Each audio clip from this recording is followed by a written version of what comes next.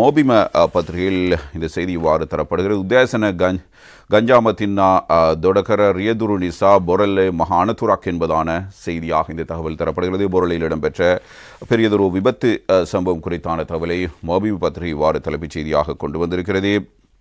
பொரளையில் வாகனங்களுடன் பாரந்தூக்கி மோதி கோர விபத்து என்பதாக இந்த செய்தி. அதிலும் குறிப்பாக ஒருவர் பலியாகி 7 பேர் காயமடைந்திருக்கிறார்கள்.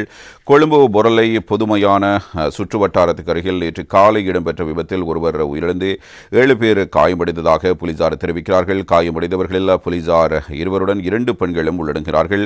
இந்த விபத்தை ஏற்படுத்திய குற்றச்சாட்டில் மரங்களை ஏற்றிச் சென்ற வாகனத்தில் சாரதி கைது செய்யப்பட்டதாகவும் போலீசார் தெரிவிக்கிறார்கள். மரங்களை ஏற்றிச் சென்ற இந்த வாகனம் கட்டுப்பாட்டை இழந்து வீதியில் பயணித்த ஏனைய வாகனங்கள் மீது மோதியில் இந்த விபத்து ஏற்பட்டதாக போலீஸ் ஊடக பேச்சாளர் அலுவலகம் தெரிவிக்கிறது. வீதியில் சென்ற பல வாகனங்களில் மரங்களை ஏற்றிச் சென்ற வாகனம் மோதியிருக்கிறது. இதில் ஒருவர் உயிரிழந்துள்ளதோடு 7 பேர் காயமடைந்திருக்கிறார்கள். இதனால் அப்பகுதியில் கடும் போக்குவரத்து நெரிசலும் ஏற்பட்டதாக போலீஸ் ஊடக பேச்சாளர் அலுவலகம் இவ்வாறு தெரிவிக்கிறது.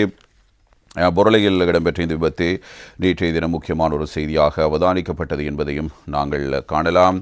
இந்த நிலையில் கொழும்பு தேசிய வைத்தியசாலையில் அனுமதிக்கப்பட்டிருப்பதோடு மேலதிக விசாரணைகள் நடைபெற்ற விபத்தில் 62 வயதுடைய நபர் ஒருவரே உயிரிழந்திருக்கிறார் என்பதான தகவல்களும் தரப்பட்டிருக்கின்றன. ஒரு பாரிய விபத்தாக இந்த விபத்து அமைந்திருக்கிறது.